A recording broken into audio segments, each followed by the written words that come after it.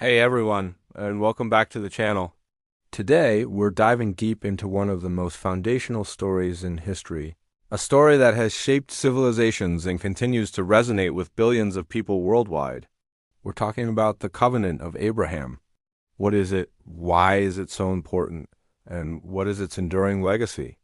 Let's find out together. Our story begins thousands of years ago in the ancient Near East with a man named Abram, who we now know as Abraham. In the book of Genesis, we read about a remarkable promise made to him. Imagine looking up at the night sky, filled with countless stars. Now, imagine being told that your descendants would be just as numerous. That was the first part of the promise. But it didn't stop there.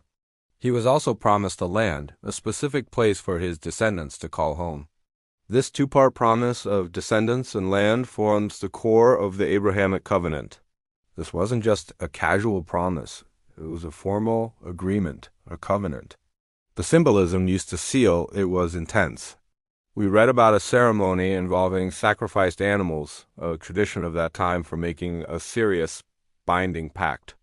This act signified the gravity of the commitment. The covenant established a unique relationship between Abraham and his descendants with the divine.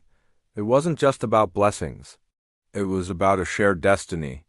It marked the beginning of a lineage through which a grand historical plan would unfold. So, who are these descendants? The impact of this covenant first flows through Abraham's son, Isaac, and his grandson, Jacob, whose name was changed to Israel. Jacob's 12 sons would go on to become the 12 tribes of Israel, forming the Israelite nation. For the Jewish people, this covenant is the bedrock of their identity. It explains their origin, their connection to the land of Israel, and their role as a chosen people with a special purpose. The entire narrative of the Hebrew Bible, from the Exodus from Egypt to the establishment of the kingdom, is framed by this foundational promise. But the influence of the Abrahamic covenant doesn't stop there. It extends powerfully into Christianity. Christians see the covenant fulfilled and expanded through Jesus. The Apostle Paul, in his letters, argues that the promise to Abraham was not just for a physical lineage, but for a spiritual one. He teaches that through faith, people from all nations can become spiritual children of Abraham and heirs to the promise. In this view, the covenant is universalized.